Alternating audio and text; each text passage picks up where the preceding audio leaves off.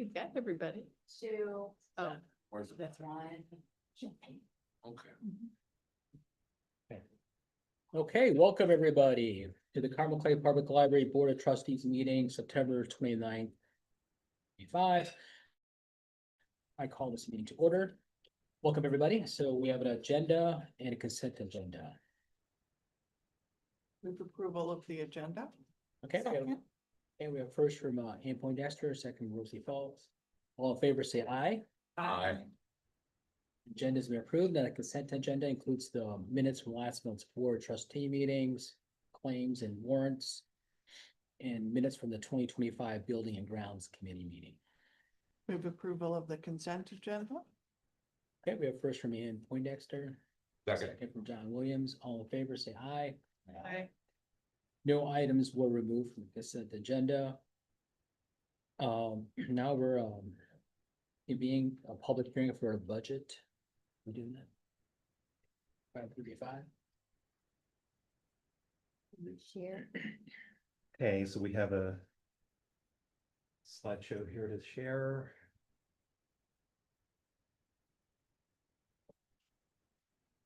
Bear with me for just a moment. I ran into Mike Reuter the other day. Oh, I was gonna, I was at a restaurant. I saw him there. In Fishers. did you ask him any questions? I did not talk. So he's not here today. He typically comes to our public hearings, budget public hearing, but since he just presented in July, it's not much different from what he presented in July, so. This is probably the busiest he's been Oh, as a Yes. consultant in his career. Yeah. It has been. Okay, so presentation of our 2026 budget. I guess you'll move the slides for me. Okay, so I normally just go through our budget calendar. Normally we start preparing our revenue estimates in May, but this time since the legislation, there was so much change in the legislation, that got delayed into June. But normally that would be in May. Then in June, we submit a pre-budget to the DLGF, just telling them what our debt, what our anticipated debt is gonna be. Then in July and August, that's when the managers prepare all the details and then we review it. And of course, today, we're doing the public hearing, getting public input, if there's any public. And then in October, you guys will approve the budget. And then in December and January, the DLGF certifies it. Make sure we go through all the legal, we've gone through all the legal process. Okay, next. Okay, before I go delve into things, I just wanted to let you guys know that you have a little bit of a updated fiscal plan. I just picked some pages from Mike's fiscal plan and put it in our board packet. So if you want the details, you can look in there. It should have everything that's on here in more detail. So sure, thank you. So for 2026 revenues, we're anticipating same as normal. As you guys know, our income taxes, local income taxes and property taxes make up the majority of our budget. We're estimating a total of 11.24 million. And as you can see, interest is still making up a huge percentage of our budget. Well, huge for interest, 9%. I'll talk over all the revenues first, and then I'll have Bob go through our priorities and our challenges. Next. So property taxes, I've shown you guys this almost every time we do this, but I kind of like it. It shows what percentage of the property taxes, the library taxes, I guess. We have 2.97% of the total property tax bill in Carmel, and that averages out to about $135 per homeowner. The property taxes are 43% of the operating budget, but they're 93% of the debt service fund. So those are our two funds that we have property tax levies for. Local income tax, just wanted to delve in a little bit more. As you guys know, this is an area where we're concerned about for the future. But for now, we automatically get a proportionate share of the local income tax. You can see the detail there. We're getting a little bit less this year than last year because the maximum levy for the city officials was adjusted, so they get a bigger proportionate share as a result. So we got 1.7% last year of the total. This year, we're getting 1.6%. Okay, this is just showing a trend from 2020 until now in both those areas. Those dips for the property taxes really have to do with circuit breaker losses. And sometimes we're not exactly sure why it goes down so much. Like when we go back up in 2024, circuit breaker went down a lot more than we anticipated. And then for the local income tax, that dip in 2022 was really a lag from 2020. When we only collected 11 months because the governor extended the deadline for filing tax. Okay, Me. Bob, yeah. Okay, so the budget priorities, which our staff, we've been working on this, and then we had a little bit of a chicken and egg situation in that, we would like a strategic plan to help point these priorities for us, but we have to do this before the plan is available. So we tried our best to take into account our perceptions of the directions that we saw some of the planning go, but it was on the early side. But still, there's a lot that we do know that is, in any given year, we have set of ideas of what we think we need to do and where we need to go in the coming year. So attract and retain a diverse and engaged workforce through competitive total rewards offering, affirming CCPL is the best place to work, and just that's always been a challenge. I think it's still something that's on our radar, that we do want to have a diverse, talented workforce, and that does take effort in all these areas to make sure that we're competitive and we can get the people that we need. Reevaluate onboarding and training processes for new staff. We have a new HR manager, and she's making wonderful progress on this. We've also had a staff team that did a lot of work establishing what we needed out of our onboarding. So I'm excited about this. I think there's a real opportunity that future new staff members are going to have just a much more robust and complete onboarding experience than what we've done in the past. So this is an area that I think we're making great strides on, and there's still improvements to come. Establish best practices for staff use of artificial intelligence. I have an internal group that's working on a draft policy right now that we will be taking to the Personnel and Policy Committee next month in October. And I just think there's a lot to do, a lot to think about as relates to AI, just in terms of the services we're providing and how the staff, how we are using it or not using it internally. And it's quick. It's just one of those things. The technology is moving so fast. We have to stay on top of this and make sure that we have what we need. So I do think of policy. I've talked to a lot of other libraries that are trying to develop a policy to address this. And so we'll have a good discussion, I think, on this the next committee meeting we have. We want to encourage a culture of environmental sustainability and operations. We have achieved a lot with the renovated library. We went to just a more energy efficient heating and cooling system. We have new boilers that just require so much less power. So we went all LED lighting. Of course, we have the solar panel array. And there are all kinds of other things that we can do. And this begins to get in the area of cooperation too, because we're linking up more with the city of Carmel and talking to them about what they're doing. And we're finding ways that we can overlap. And so we're trying our best there. And of course, the branch project, we're adding solar there. And I think, we'll have a more efficient heating and air system, which was just a disaster over there. So making progress, but these are things that are just ongoing efforts. in the area of programming, community engagement partnerships, expand awareness of library services, collections and programs. We just had a good strategic planning discussion around those things. Increase new card registrations, re-engage inactive card holders. Strengthen partnerships with community organization, including multicultural groups, senior serving agencies to increase and offer reliable programming options.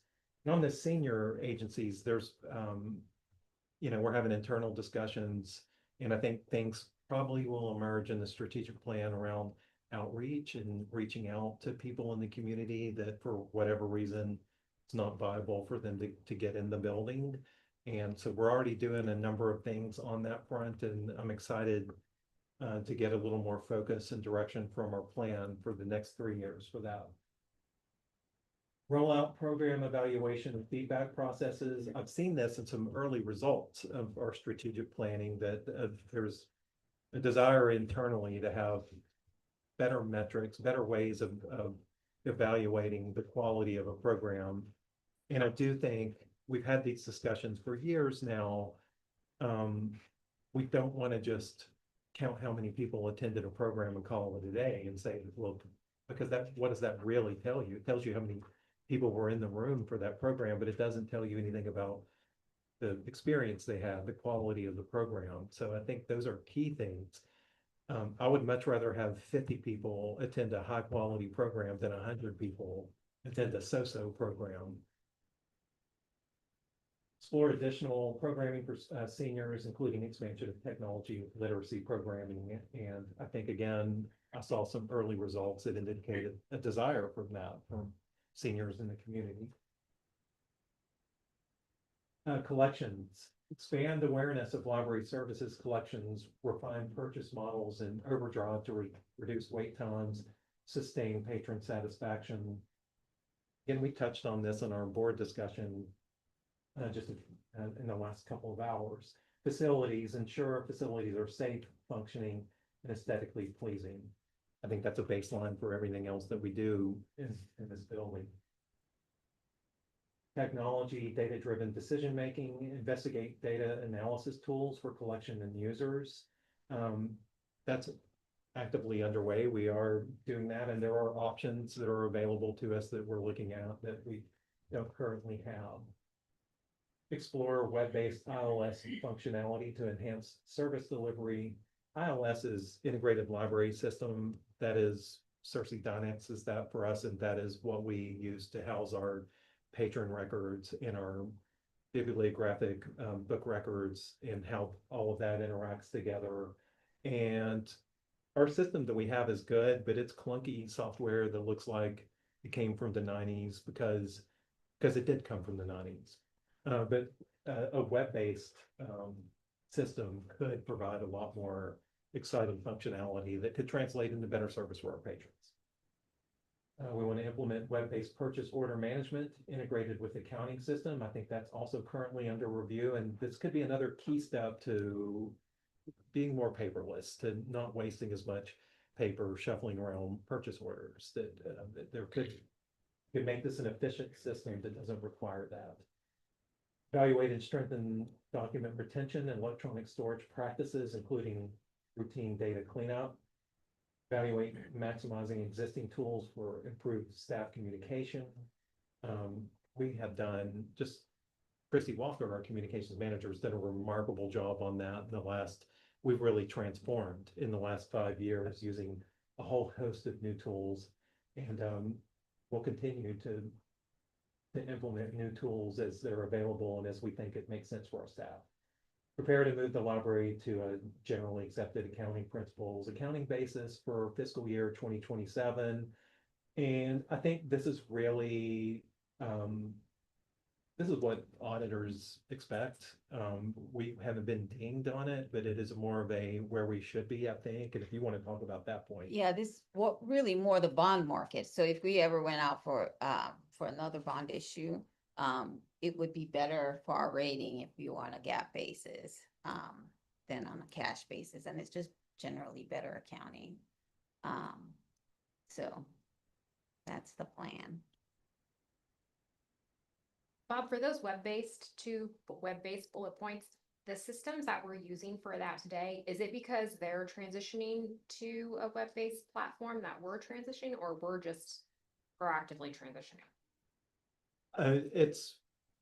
They are transitioning, and the company that Cersei Donics was recently bought by a company that they're investing a lot into that. So I have renewed hope that some of the tools that have kind of, they've been in, honestly, some of this stuff has been in development hell, that some progress is gonna be made. And I looked at Hamilton East Public Library. They, just as a matter of practice, they use the same system we do, but they on a regular basis put out an RFP, see what's out there, and then that kind of, that gets the company they already use to be a lot more responsive. I mean, we might do that just to see what's out there and what we could compare it with. But I mean, it's 2025. There should be web-based tools that we can use to do most of this stuff. Okay. I think we finished this one. Explore improvements to website functionality and accessibility. We're seeing that. And I think that is something that we're definitely going to do, that I know Christy is interested in just examining what options are out there for our website, because I think we're doing great with the website that we have, but it's Biblio Commons. So it's this company that also powers our calendar and our room reservation system. And there are some limitations to the website. I think there's some things that Chrissy would like the website to do that she's hitting a wall. So we're going to examine that.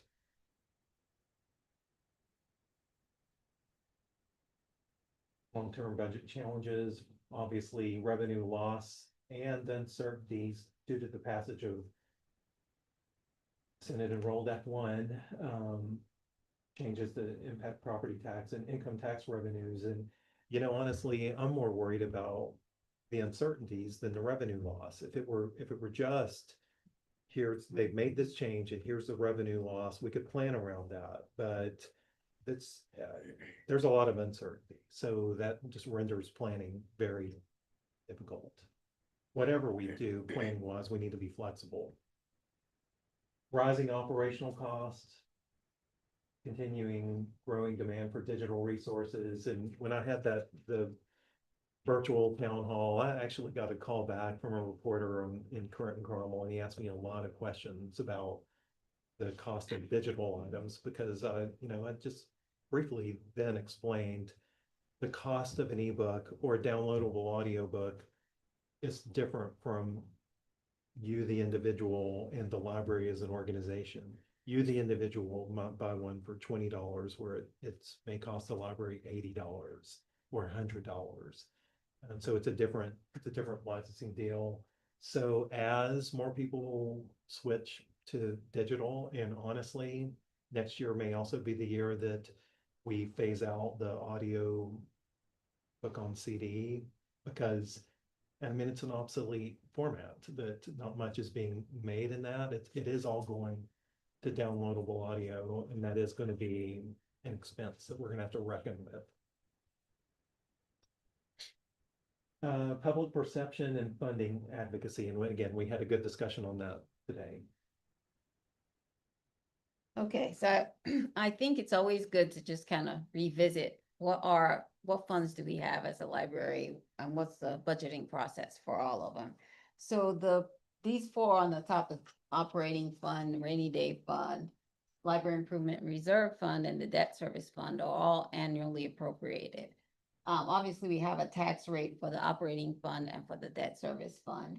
And then the rainy day fund is just funded by transfers from either operating. And the library improvement reserve fund the same way, but we're phasing that out. So we're paying for the West Branch improvements from the library improvement reserve fund. And we're hoping to kind of close that out because there's no real purpose in having a separate fund for that. The rainy day fund is more flexible. The library improvement reserve fund is more for capital expenditures. Yeah, we definitely need flexibility. Yeah. And then we have the non-appropriated funds, which Our gift fund is really our foundation fund, funded by donations from the foundation. And that's how we do almost all of our programming. And then our grant fund, which is probably going away, is the state technology grant that we get from the state library. And then we have construction fund, which when we have bond proceeds, we used to fund the renovation. And that one is a multi-year appropriation. Once you approve it one time, we can use the funds until they're gone. Okay, so just an overview again of all those funds and what we're asking for. So this is our 2026 budget versus our 2025 budget. Overall, we're asking for an increase of 4%. That is the maximum we can have without going to the city council for approval. And that's because that's the maximum levy growth quotient that's set by the state. Okay, overview of our operating fund budget. As you guys know, we have a approved budget and then we have a working budget. And so our working budget is 10.2 million. And of that, 55% salaries and benefits, that's the majority of our budget. And then 21%, which is as Bob has said many times, is a huge chunk for collection budget. So we're very lucky we can do that. And then utilities, repairs and maintenance make up 9% of the budget. All the other little categories, I'm not going to go through all of them unless you have any questions on those. Okay, next slide. Just again for repetition overview again, our functional units. All the yellow and the blue are all individual departments. And then in the green, all of those are under at the admin department. So these are various areas that have separate managers, separate teams. All right, next slide. Then I just wanted to show that our budget by department. As you can see, obviously admin is the biggest piece. That's where we have all of our repairs and maintenance and but then you see each individual. Adult services is a huge chunk. Collection is a big chunk of their budget. Of course, salaries and benefits for each of the departments as well. All right. Then, of course, we need to show this. This is our advertised budget. We're asking for an adopted budget of 31.5 million, a levy, which would be our taxes collected of 8.25 million. And then that will result in a proposed adopted tax rate of 0.0690. But that is not what we expect. We expect a 0.0589 tax rate. The reason for the higher adopted tax rate is just to be conservative. So we use last year's assessed value to determine that tax rate. Just in case, because this year actually they had an error in the net assessed value that was submitted. And so that was 300 million, about $300 million more than what it was corrected to. So we always use last year's just to be safe, but we expect the lower tax rate. Next slide. Okay, so this is the trend of our tax rates. Been going down over the years. But, okay, just a reminder, our tax rate is our levy divided by our net assessed value. As our levy has been growing by about 3 to 4%. Our assessed value has been going up, so our tax rate has been going down. Now our assessed value is going to start going down because of all the deductions. Our tax rate is then going to start going up. So this will start to reverse in coming years. Next slide. All right, this is just the overview of the two. We expect to have a surplus in 2026. We're expecting revenues of 11.5 million and a working budget of 10.2 million. Any questions? That's it. Okay. Yeah, so now we invite the public comment from audience. Seeing none. We get a motion to close the public hearing. So moved. Okay, we have first from Ann Poindexter, Second. second Rosie Fogg. All in favor, say aye. Aye. Okay. Public hearing is closed. Thank you, everybody. Thank you, EJ and Bob, for that. Director's report. Any questions or any comments on the director's report? You can say anything? Anything that is? Okay, so can we get a motion to receive the director's report? So moved. Okay, we have first from Ann Poindexter, Second. second from John Williams. All in favor, say aye. Aye. Director's report has been accepted. Trustee liaison reports, anything? Nope. Any staff reports? Next month. Okay, teen council resumes next month, in October. And renovation update.